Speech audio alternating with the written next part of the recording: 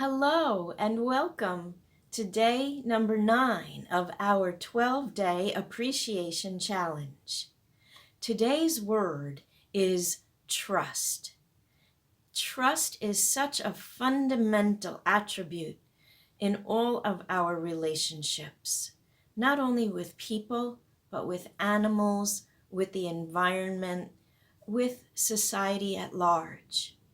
The element of trust is that which we build our relationships so that we can feel secure. Now, when it comes to understanding how to develop trust, there has been a frequency with which we consider our ability to trust someone else. Can I trust this person with my honesty, with my integrity? Can I trust them to have a sense of understanding, a sense of support that they're willing to provide so that I can feel secure in the expression of that truth or those feelings that are more sensitive or more vulnerable? Another way to look at trust is with animals, building a relationship of trust. And in a way, with animals, it can come much easier. For example, once there is established trust between a person and an animal, it is very unlikely that the animal will then become untrusting or no longer trusting, unless something happens between that person and the animal, or between a person and the animal, so that the animal's impression of people has been altered. It doesn't mean then that trust cannot be won over again. So with animals, it's almost as if they take you into their trust and you stay there unless something happens. It is easy in that regard. Perhaps with people, we find it to be more of a practiced application.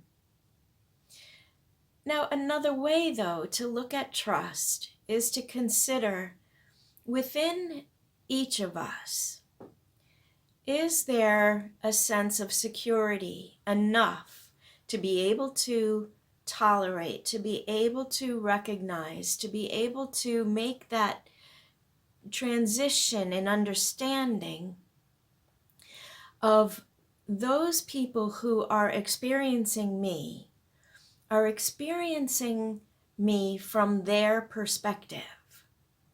It's from their conditioning, it's from their upbringing, it's from whatever place that they're receiving and perceiving the world.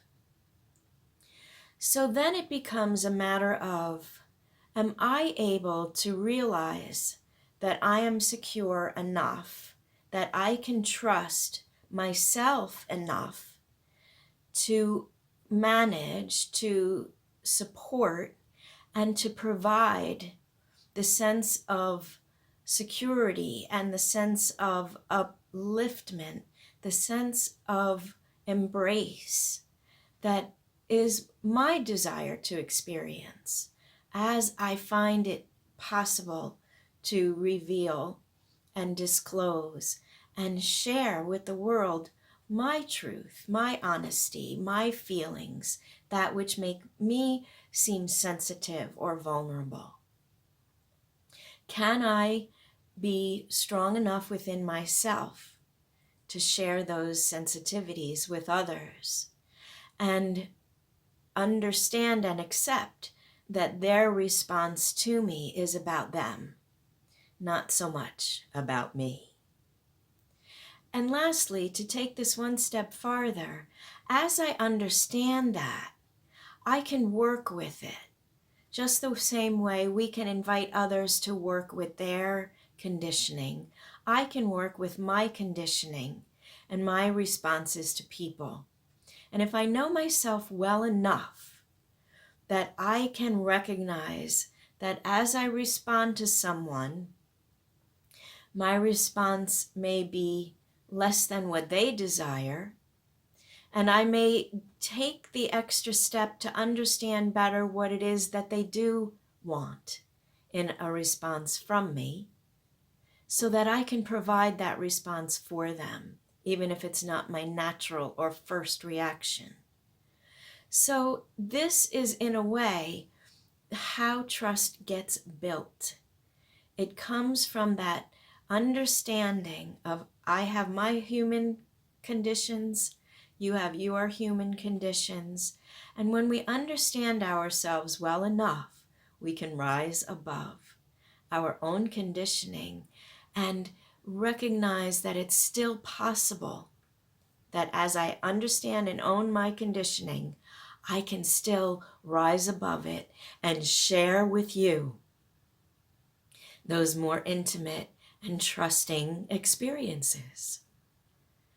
So I want to thank you so much for tuning in to today's episode of our 12-day appreciation challenge, and the way trust applies to appreciation in this way is that when we feel so secure in our understanding of ourselves, we then can relate to the environment with an open heart.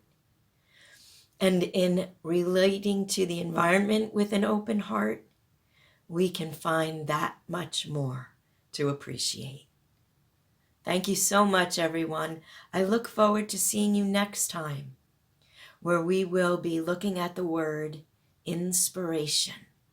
Take care, everybody, and have a good day.